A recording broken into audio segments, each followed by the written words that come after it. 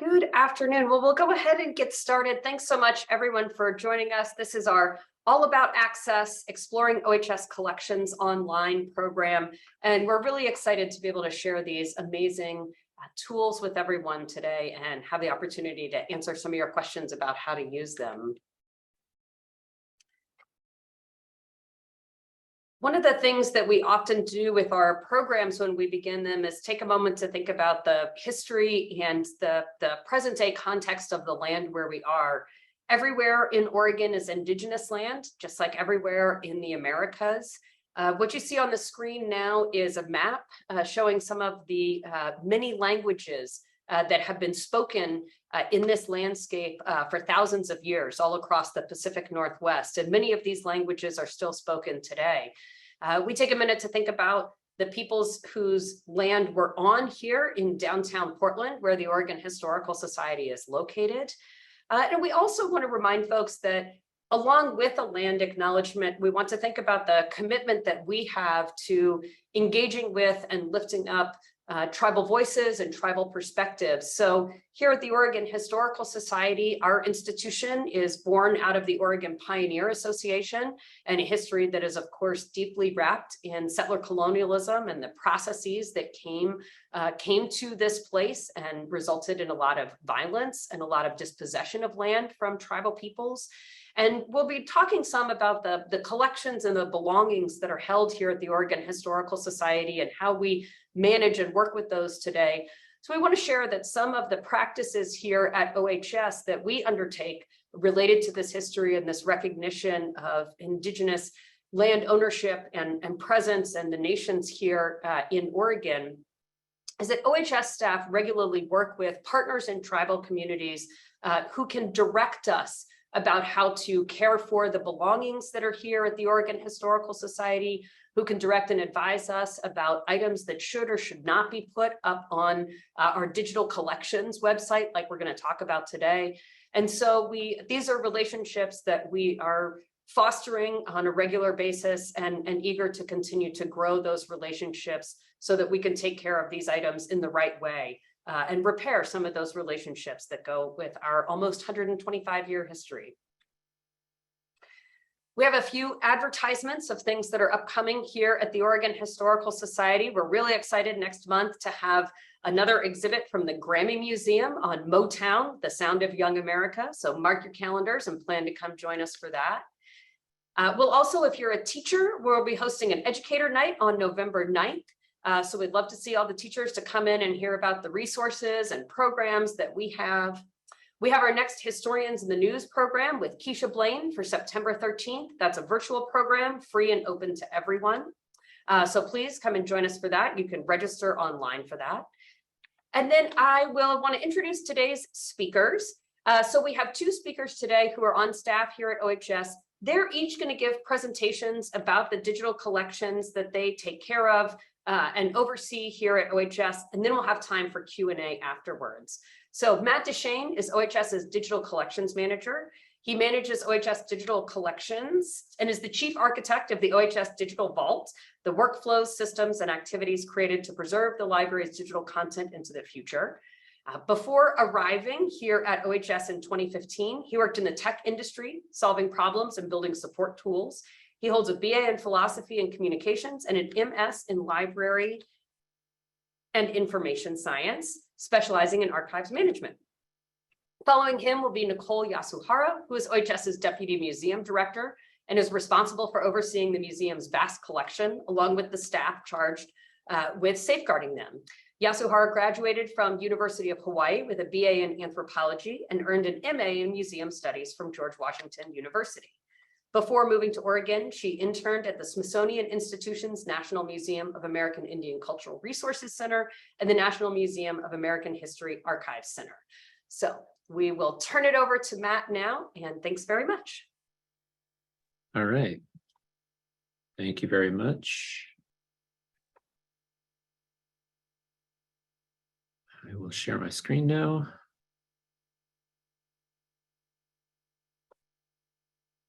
All right. So I thought I'd start off with some background on OHS Digital Collections and how we approach digitization at OHS. We launched the site in 2017 with around 5,000 items, and since then we've expanded significantly the range and type of materials available with grant-funded projects and through our day-to-day work. Next. So in putting our digital collections program in place, we have some goals that we want to achieve.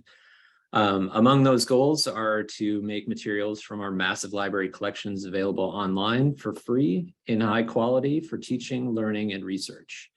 To provide improved access to some of our more challenging formats.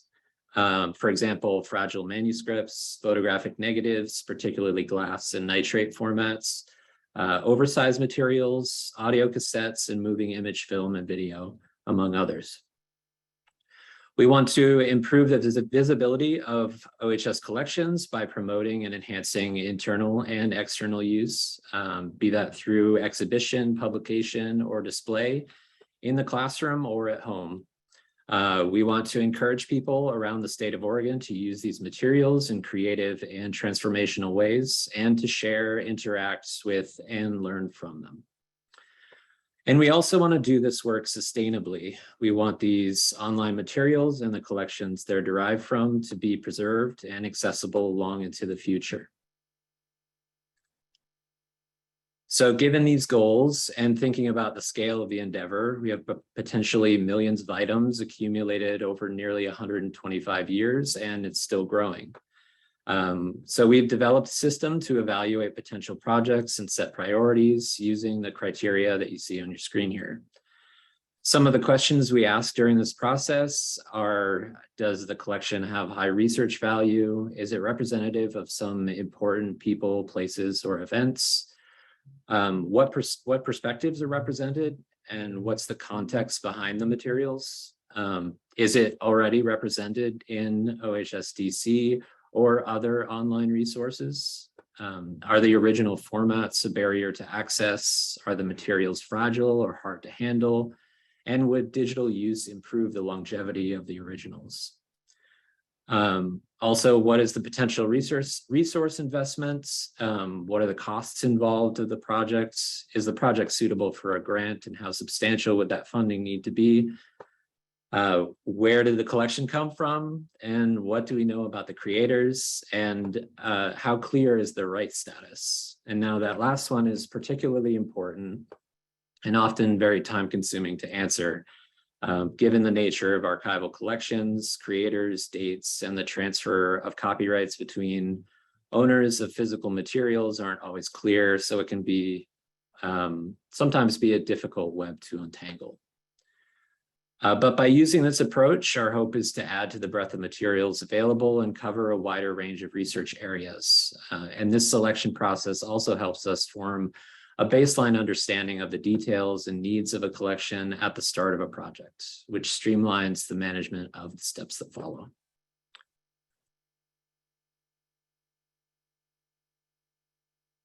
So I don't have too much time to go too in depth on these steps, but I do want to acknowledge the extensive behind the scenes work it takes to make these materials available.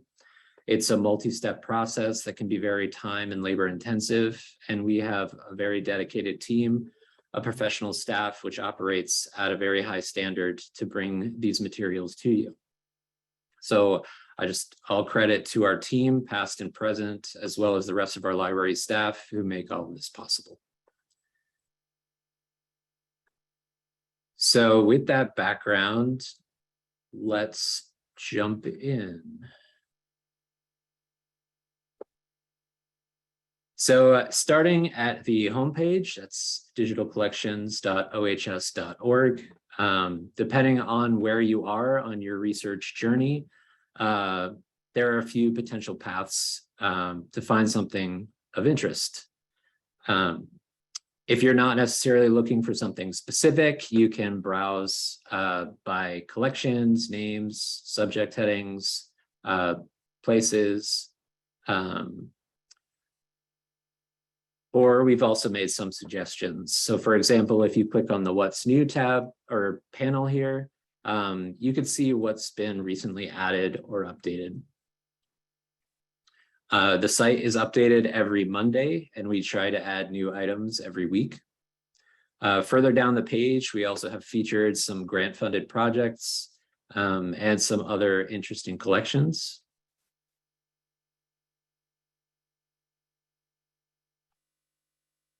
So if you click on this image header, it will bring you either to the collection or to a page that has additional information about the project and acknowledgement of the folks that made the project possible, and a link to that collection from there.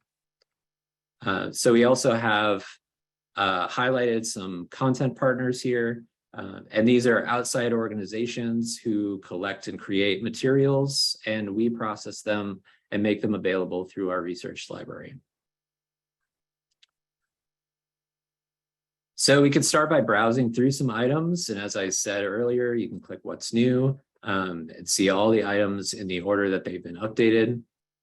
You can use these view buttons here to toggle between the card view, which is this one, and the list view, which looks like this.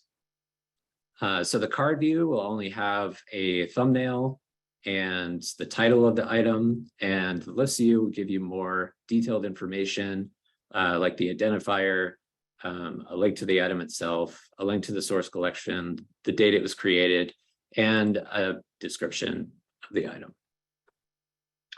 item. So let's say, for example, that I'm doing research relating to the Columbia River. And if we start with this browse approach, we can look at the facets on the left here and see if there's anything related to our search. So right here in places, we have Columbia River Gorge. We could see that the results are narrowed down to just the items with this subject heading in the place field. So we can also use these facets to further narrow down to with different fields by collection, by creator, by subject, or by media type.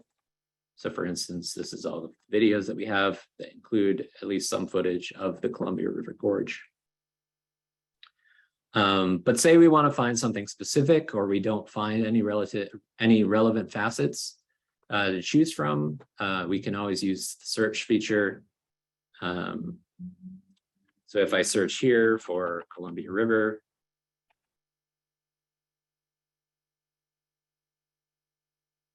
I'm glad I didn't misspell that. So this would search all fields for Columbia and river. So if I use quotations, then that would search all fields for Columbia River as one term. So we can also drop down here for the advanced search and limit that search to a particular field, like the title or the scope and content, which is equivalent to the description. Or we can add new terms to further refine the search.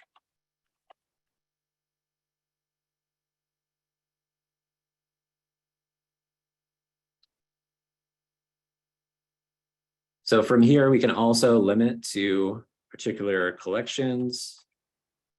Once you start, it'll bring up the some results, and you can just click on it and search just in that collection. And so my biggest suggestion here is to start with a general search term and either use quotations or operators to narrow the results, especially limiting searches to fields like title and scope and content, because sometimes searching all fields, which includes the item text, so like the text of publications or oral history transcripts, will come up in those searches, or creator biographical notes, and that can add some noise to your search results.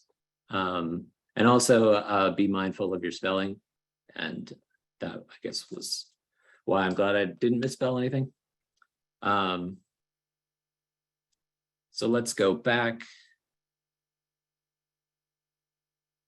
and take a look at a collection here. So when you look at a collection record, it will show you all the details of the collection down below here. You'll see information on the creator, biography usually,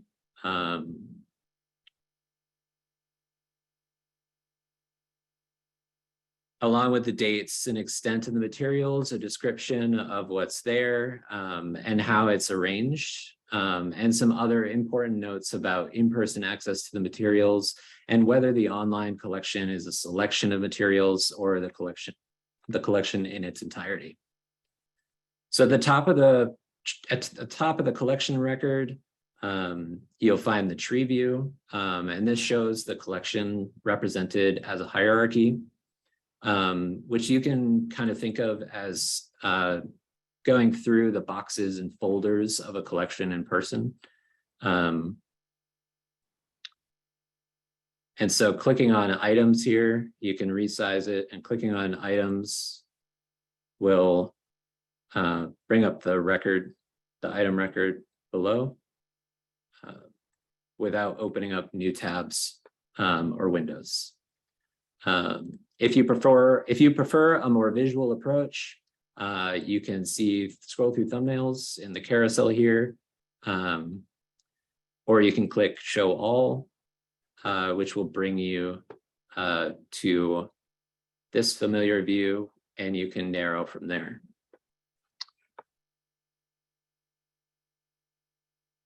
So you can also use the sidebar search here.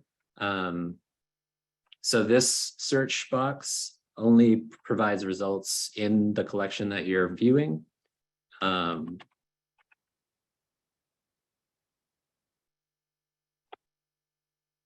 so it'll give you the titles, and you can hover over to see the full title. And if you click any of those, it will take you to the items. You can also hit Browse All here, and that will just show you this view of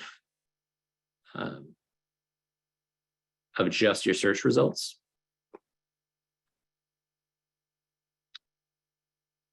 Let's see.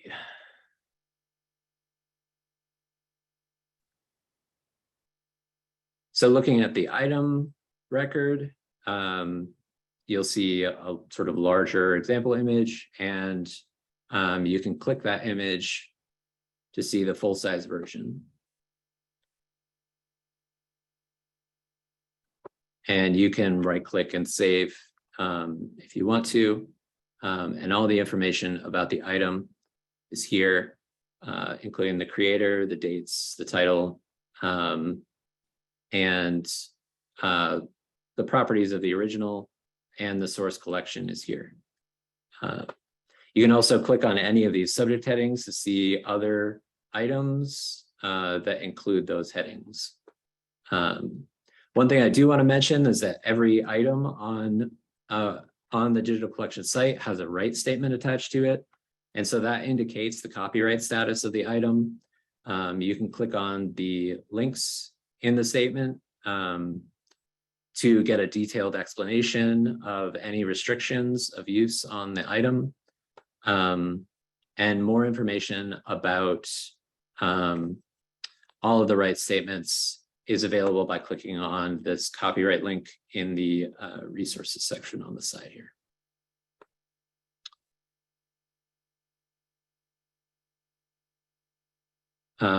There are some items that are in copyright when you click on, let's see if I can find an example here.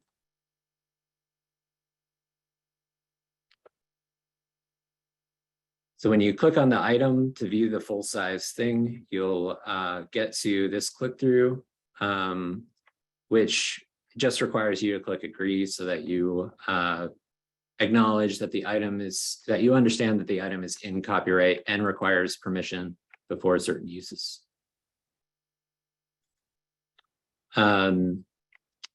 So you may have noticed as I've gone along that I've been clicking this little paperclip icon.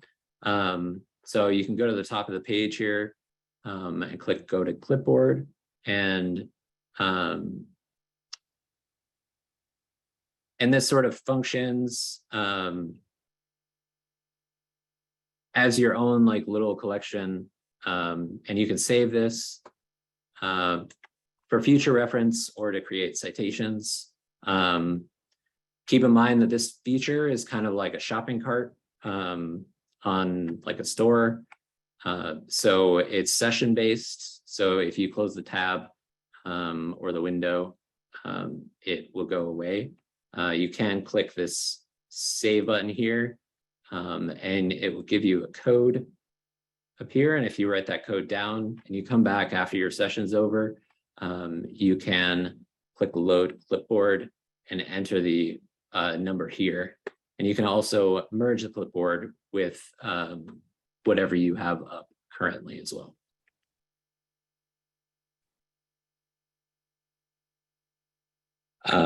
And that number is saved for 30 days, but you can generate a new one anytime to reset that counter. And I think that's an overview of all of the major features. Let me get my slides back.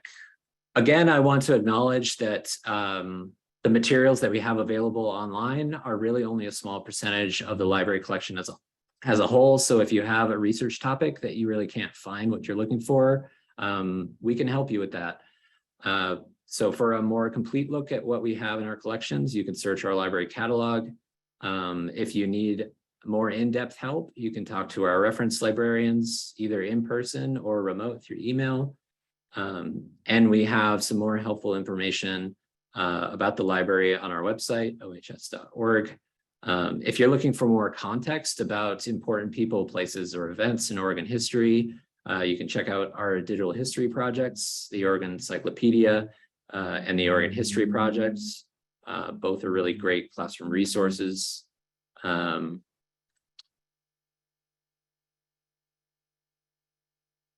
And lastly, I just want to say that we'd love to hear from you. If you have any suggestions about collections or topics that you'd like to see on our digital collections, if you have any additional information about any of the items that are currently online, feel free to send us some reference sources. If you have any questions about how you can use something, or if you want to share a cool project that incorporates our materials, we really like to learn about how these materials are being used, either in the classroom for a History Day project, or just that they're being shared and engaged with. So feel free to reach out to us by email at digitalcollections@ohs.org. And now I will hand things over to Nikki to talk about how you can access our museum collections. Thank you. Hi, everyone. I'm going to start sharing my screen and go into a few slides. Great. So hopefully everybody can see my screen. I'd like to introduce you to the Museum Collection Portal, which is a new endeavor for the museum. It launched this year in January 2022. We do have a blog post that launched that same month to kind of give a little bit of the background if you're interested in taking a look at that on Dear Oregon. The museum houses or stewards over 75,000 objects. These differ from the research library in that they are mostly three-dimensional. That doesn't include works of art on paper, which are technically two-dimensional, but we steward as well. We have things from as small as a necklace or lapel pin all the way up to vehicles. We even have a locomotive, although it is not on site. And over 12,000 of those are now available for viewing on the Museum Collection Portal. You can see the address at the bottom of the screen, museumcollection.ohs.org, very similar to the digital collection website on purpose. And I believe that Sarah will be posting that later on for you to have. We are adding new object records all the time. I don't really have a slide about our selection criteria because our intention is eventually to get everything we have online that isn't sensitive, which I'll talk a little bit more later. Because we have, a finite number of objects, 75,000 compared to the research library's millions, we think that this is possible in the next few decades. So really our selection criteria right now is everything that we put our hands on. So whether that's something that we're handling to go on exhibit, while we're doing that, we will improve the record, make sure it has a physical description, dimensions, a good image, provenance information, and post it to the portal. All new acquisitions are now also being uploaded to the portal. So you'll see that 12,000 number go up fairly consistently. And so it's a little bit different from the research library. The goal of our portal is really to provide really broad access to information about what we steward in the museum collection, whether that's for educators, bringing information to their classroom, for professional research, or just for personal interest. I really think, jumping down to that last bullet, if we can provide a broad range of materials for people to find something of interest, it will inspire interest in the history of Oregon. We also use the portal to provide additional information that we wouldn't otherwise be able to get across in, for instance, label text. So if you go to one of our exhibits and you see an object on view, we might have up to 50 words explaining that object. But as you'll see in the portal, we're able to give a lot more background information. And so one of the things that we have done is created preloaded searches for items that are on view, for instance, in our permanent exhibit Experience Oregon. And so you can go there after you've seen the exhibit, or maybe if you're not able to see the exhibit, and learn about the history of all of those objects. A little bit of background on the portal.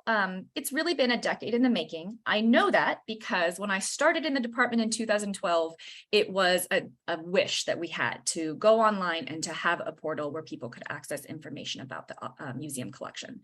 But we had a lot of roadblocks. As you can see in the pictures on the left, we had a lot of backlog.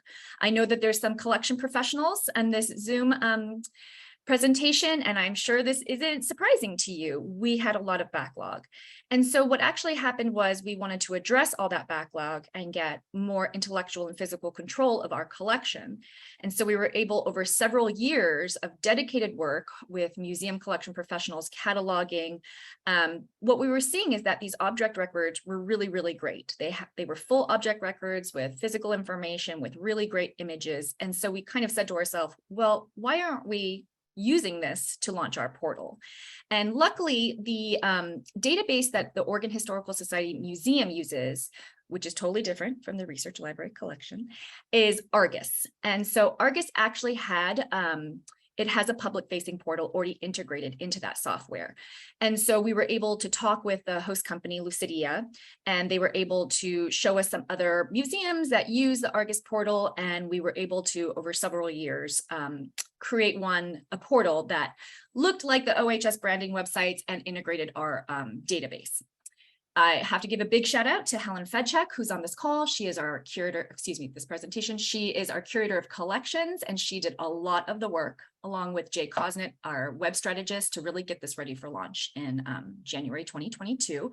And so all that hard work, you can see one of our museum catalogers, busy cataloging a very large table full of objects. Another one of her collections is on that top right. And, she sat there and cataloged every single one of those. And the result is the portal, which we're just about to learn a little bit more about. So how do you use the museum collection portal? I'm going to click on the link. It takes you to our landing page. And so here, you have several links that you can use to either go back to the museum if you wanted to learn more information about OHS in general. You can also click the link to contact us, and I'll talk a little bit more about that later, but we do welcome people to contact us using that email address. And because there is some confusion about the difference between the research library and the museum collections, we make sure to shout out the OHS Digital Collections website that you just heard about, as well as their catalog, and then a direct email address to contact the research library directly. These sliding images at the top are actual objects in the museum collection. And so if you see one that strikes your fancy, you can click on it and get a little bit more information about it. We've selected a few to kind of highlight the different collections that we have, which are, we have 5 sub-collections: military, clothing and textiles, art, Native North American, and then everything else we call the general collection. So there's a couple of different ways to search, but if you just want to do a simple search right here, if you're kind of, just starting out, you just want to get a kind of handle on what's going on, then this is a great place to start, to simple search. And so I thought that we could search for Mount Hood.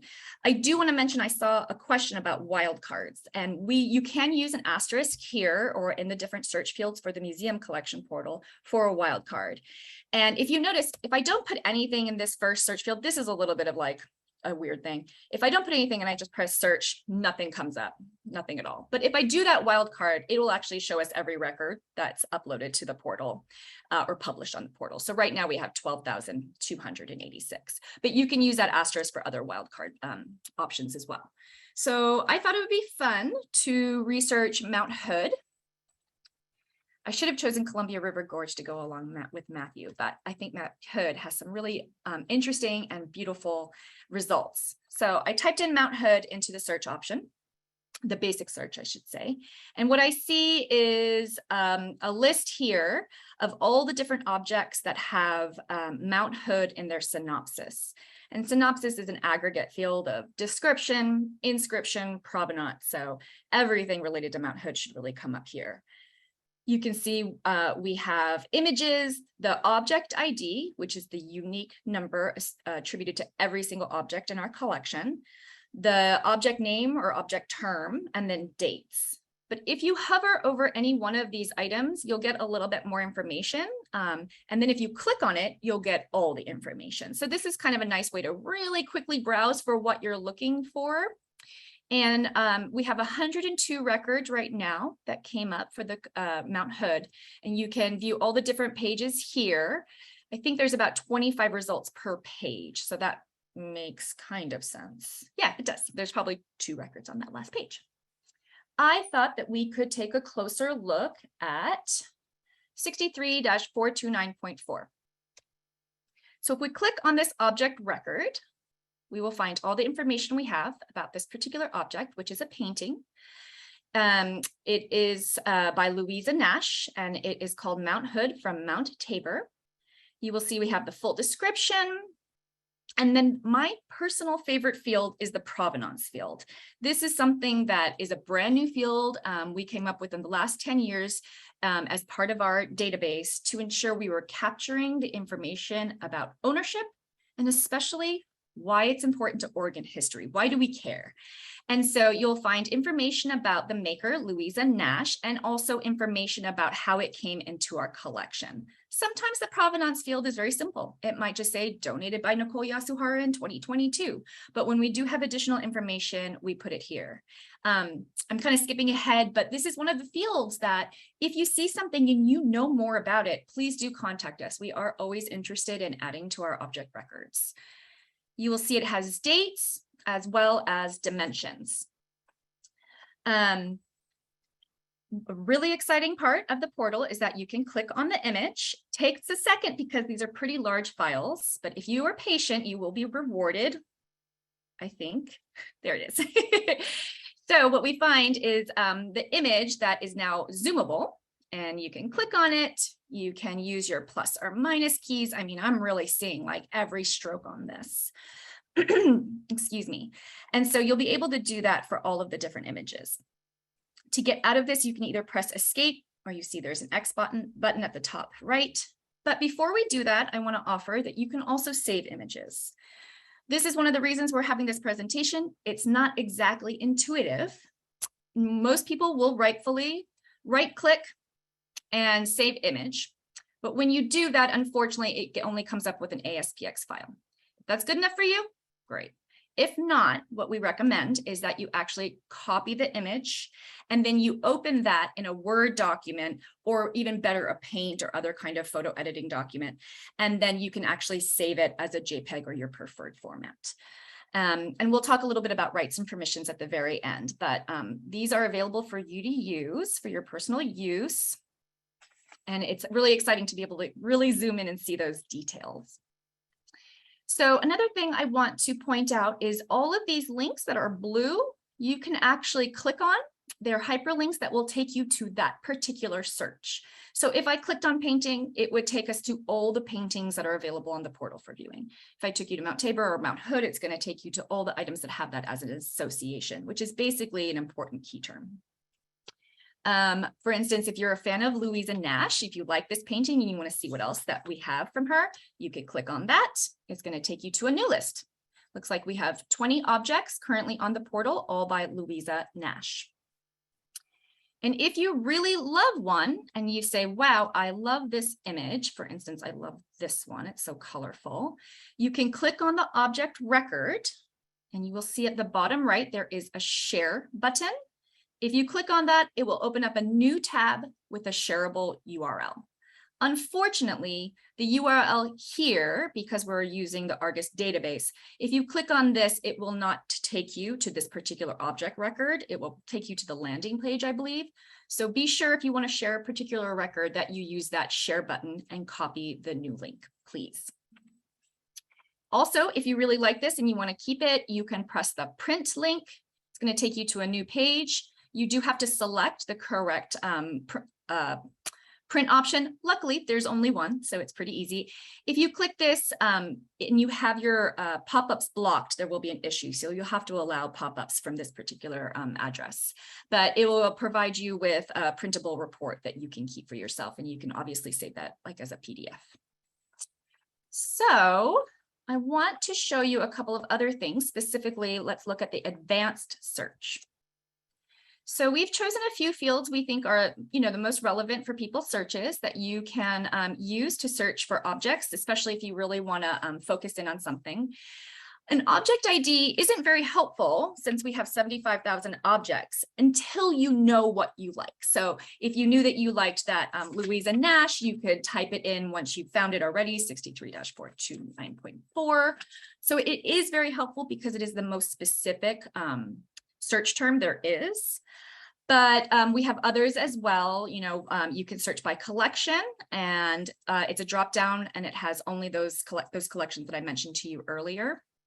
You can search by synopsis, which again is an aggregate. Provenance is great if you're interested in doing a source search. So if somebody in your family donated an object and you know their name, this is the best place to put it in. Maker, dates, inscription, and then we have one specifically for military as well. So you could type in Army or Navy, etc.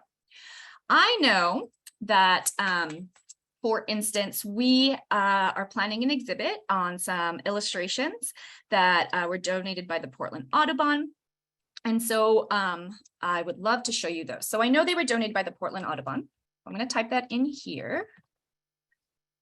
And it's going to come up with 58 records right here of 2019-27, which is the acquisition ID. But there are 58 records, and that's a lot to go through. So let's just say that I'm mostly interested in Audubon materials that contain a sparrow. I can further refine my search by typing that additional search term here. Press enter. You'll see that there are 4 records that come up that were donated by the Portland Audubon that contain information about a sparrow specifically. So that's different ways that you can use the advanced search. Another one, I'm going to clear this. And we have a large collection from the Yasui Brothers Store. I know the research library also is undergoing a current project to process their Yasui Brothers collection. So I think you'll be hearing a lot more about the Yasui Brothers in the future.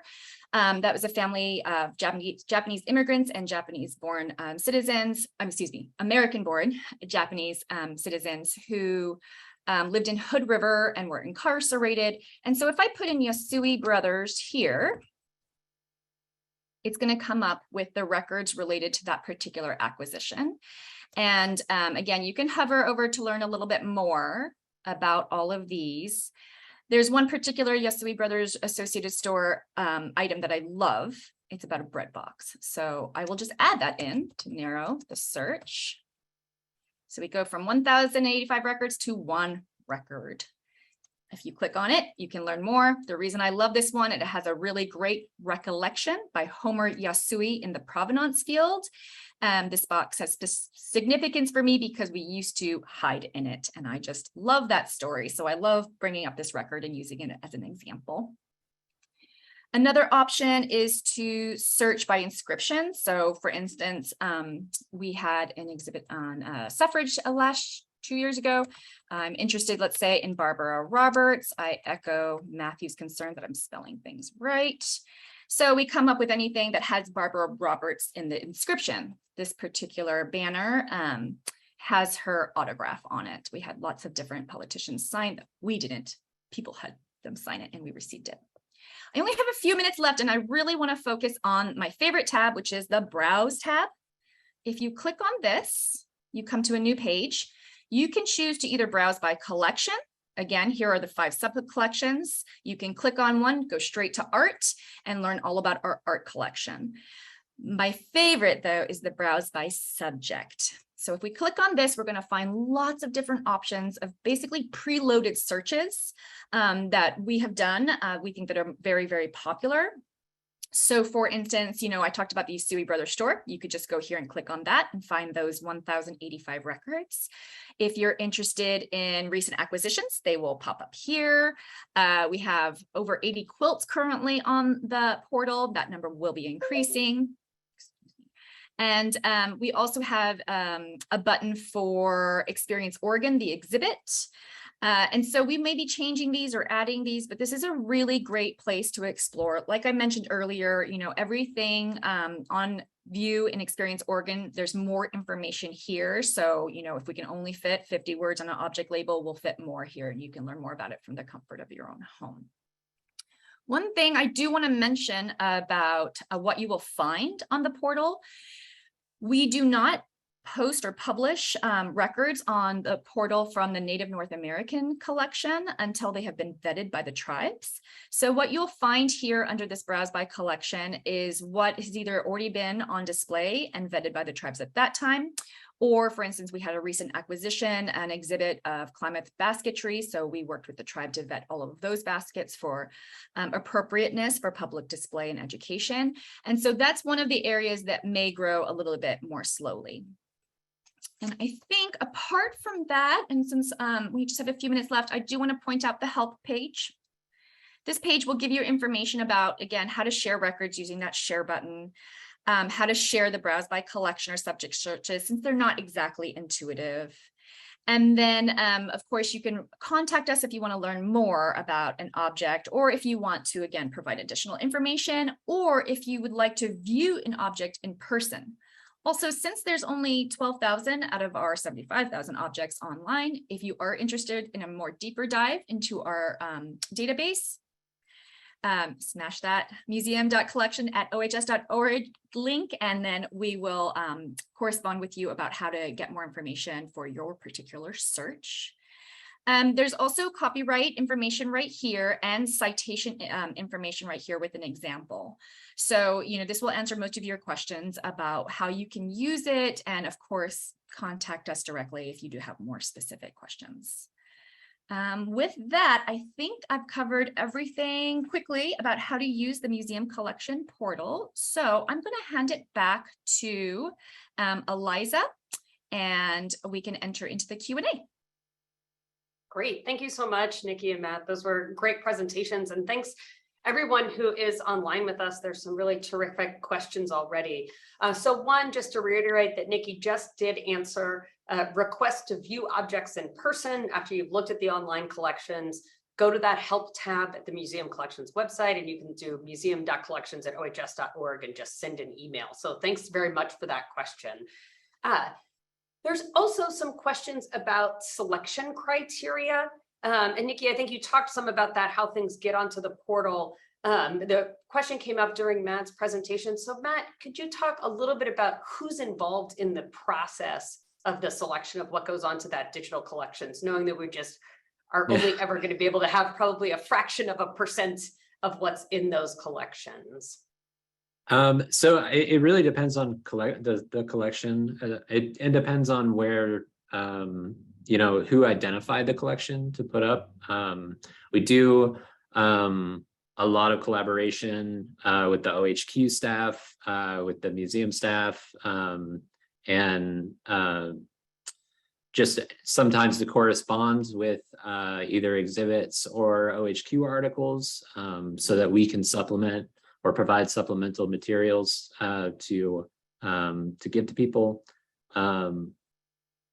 So I think we as a team, the team's 4 or 5 people at this point. So it's usually us. We also, you know, collaborate with the library staff, particularly around, you know, the processing status of the collection. And we also will reach out to community members and, you know, other groups that would have a particular interest in the collection, to make sure that we are doing things properly and represent them well with the materials that we put up. Great, thank you so much. There's a question about whether you need to have OHS membership to access these collections, and the answer is no. So for both museum collections and digital collections, these are available to everyone, all of the public, anywhere in the planet or the International Space Station, so long as they have internet access, you can do that. So there's a question about wildcard searching, and they've given the example, i.e., you know, using an asterisk rather than, say, a vowel in a word. So could you, both of you, answer that question? Yes, you can do that, and it works great. Yes. Great, that was easy. So there's some questions on use of the materials. So one says, any restriction on copying? And then there's another question that says, if an item is listed with no copyright, can we use it for our purposes without additional permission, but with acknowledgement? So can each of you talk some about restrictions on use? I know, Matt, you explained some of them. Some of the materials on digital collections do pop up with a copyright notice, and I think that's pretty clear. But when that notice doesn't pop up, what are the restrictions or not? So it really depends on the item. If you look at the rights statement, if it says no copyright, please use it. And you don't need to contact us to ask about, you know, it. You know, use it for whatever way you feel works for you. We have some other items that are available under a Creative Commons license. So you can kind of brush up on, there's a link to the license itself, so you can see what is available, or what the options are, and you know, where the line is that you need to ask for permission. Man, and I love copyright and rights in general, but it makes my brain feel fried.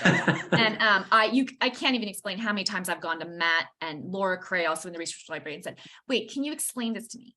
So the museum collection is a little bit different, because when somebody donates a physical object, we have all rights relating to that physical object. So we can display, for instance, a Nike shoe, even though it has a swoosh and they protect that copyright, we can use that shoe. So when we take a photograph, we can use that photograph as long as we took it, and that we encourage you to use. We do ask you to cite it, just so that people know what they're looking at and where to find more information about it.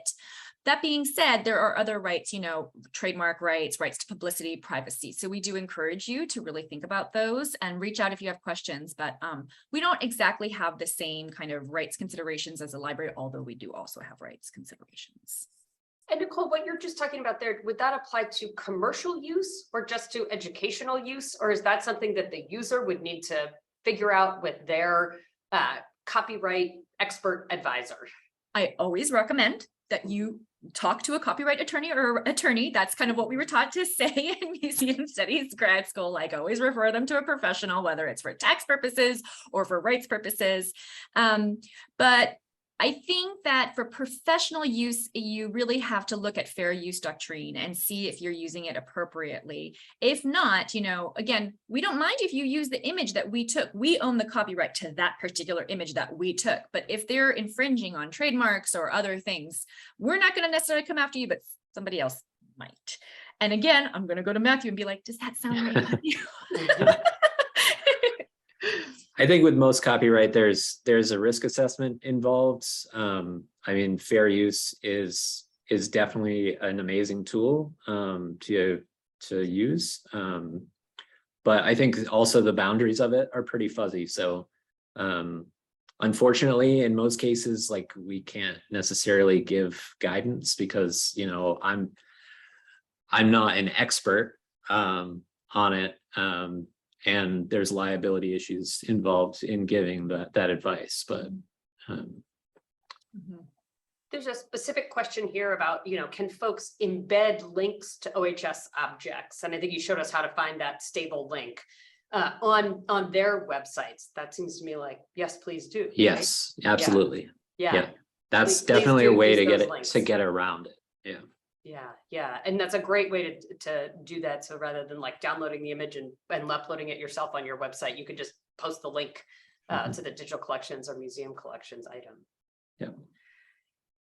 There's a question about, is there a pathway to link to digital collections from other museums in Oregon?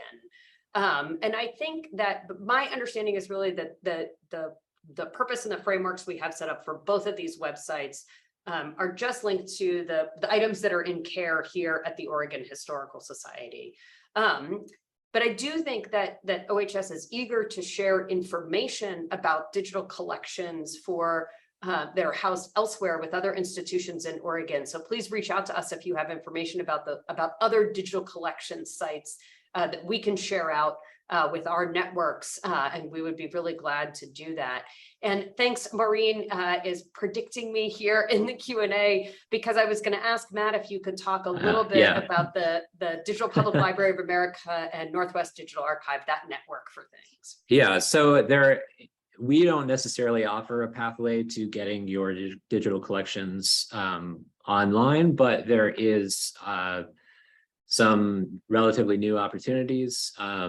Northwest Digital Heritage is an organization. It's a partnership between the Oregon State Library, the Washington State Library, and the Oregon Heritage Commission.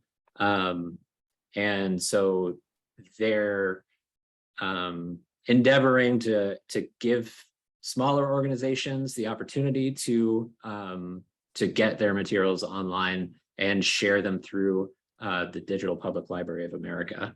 And, you know, we're part of that as well.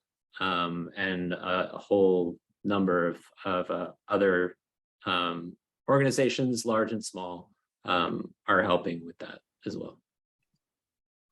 Thank you. Nikki, anything to add on that? Other digital collection sites that you're aware of here, or if I got anything wrong on that?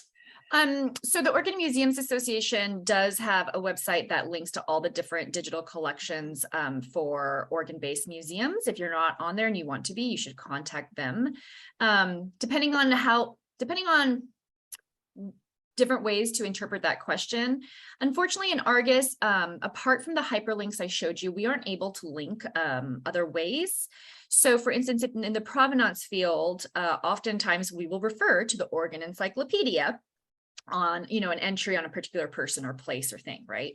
So then we would usually just say, refer to the OE or Oregon Encyclopedia webpage for this particular thing. We might provide the actual URL, but it's not linkable. So I just want to kind of point that out as well. Oh, that makes sense. Thank you. Yeah. This is great. Well, thank you both very much. Yes, this recording of this program will be edited a little bit and put up on the OHS website. So that'll be there in about 2 to 3 weeks. And when that is online, we'll share it through our e-digest and social media networks, so folks can come back to this and get your refresher and share it out with other people who might be wanting to access these amazing online resources. So thank you both for all of the incredible work that you've done to make these real, and for taking the time to show us how to use them today. We really appreciate it. And have a great afternoon, everyone. We'll see you at the next thing. Thank you. Thanks. Thank you.